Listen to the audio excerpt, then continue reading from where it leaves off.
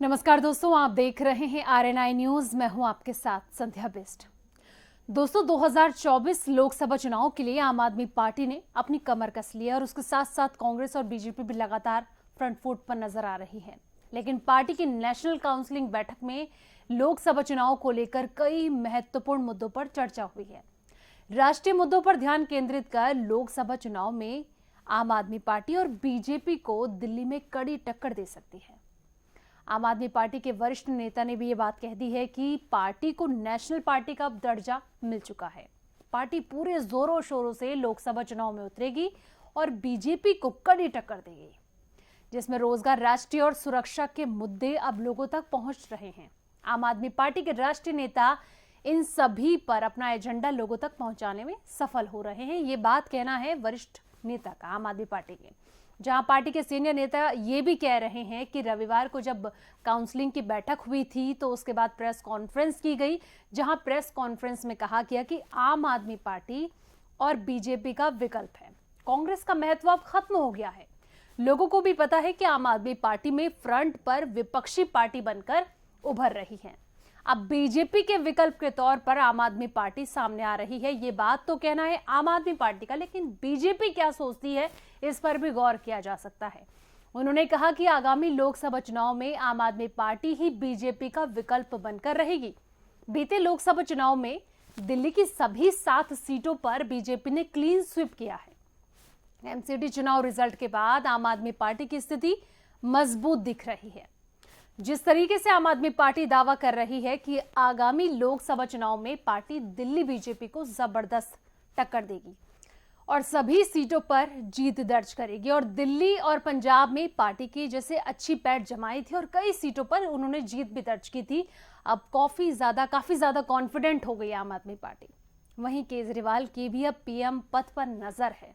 जी हां, जिस तरीके से आम आदमी पार्टी आगे चल रही है, अब ये कहना गलत नहीं होगा कि अरविंद केजरीवाल जो सपने हैं वो पीएम की कुर्सी के दिख रहे हैं। दिल्ली और पंजाब में सरकार बनने और गुजरात में 13% वोट हासिल करने के बाद राष्ट्रीय पार्टी की सूची में आम आदमी पार्टी शामिल हो चुकी है। और जिस तरीके से केजरीवाल सरकार की अगुवाई वाली आम आदमी पार्टी की नजर अब 2024 के आम चुनाव पर है। आप अब राष्ट्रीय स्तर पर अपनी पकड़ मजबूत करने की तैयारी में जुट गई है। इसके लिए पहले राष्ट्रीय संगठन महामंत्री पद पर तैनाती की गई। आम आदमी पार्टी ने 18 दिसंबर को दिल्ली में राष्ट्रीय परिषद की बैठक बुलाई, जहां बैठक में कई फैसले लिए गए। पार्टी जनता के बीच यह संदेश लेकर जाना चाहती है कि अब देश के सामने बीजेपी और कांग्रेस के अलावा आम आदमी पार्टी भी एक विकल्प के रूप में मौजूद है। उस विकल्प के तौर पर आम आदमी पार्टी 2024 का लोकसभा चुनाव में खड़ा होना चाहती है, जिसका चेहरा अरविंद केजरीवाल होंगे, क्योंकि आम चुनाव में अभी 2 साल का समय बाकी है। इस दौरान कई राज्यों में चुनाव होने हैं, वहां पर भी एड़ी चोटी का जोर लगाना होगा।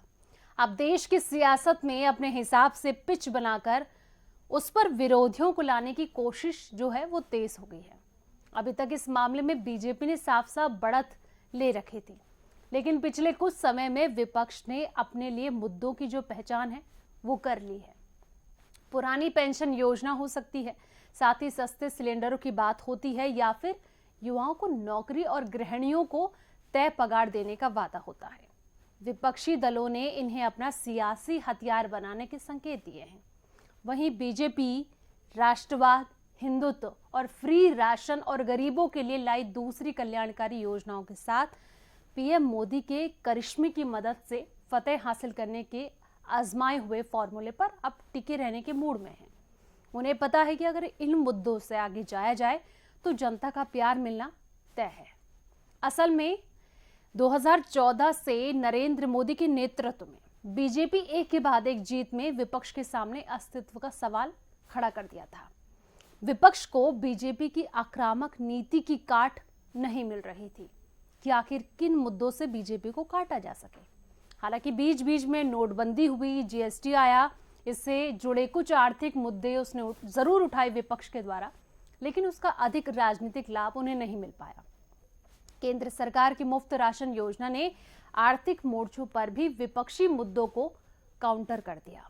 अब विपक्ष अधिकतर समय बीजेपी की पिच पर ही घिरता रहा है, जिसकी कोई कार्ड उसके पास नहीं है। भले ही आम आदमी पार्टी कांग्रेस लगातार ये बात कर रही है कि किस तरीके से चुनाव में बीजेपी को हराया जाएगा, लेकिन ऐसे कई पहलू हैं जिनको समझना बहुत ज्यादा जरूरी है।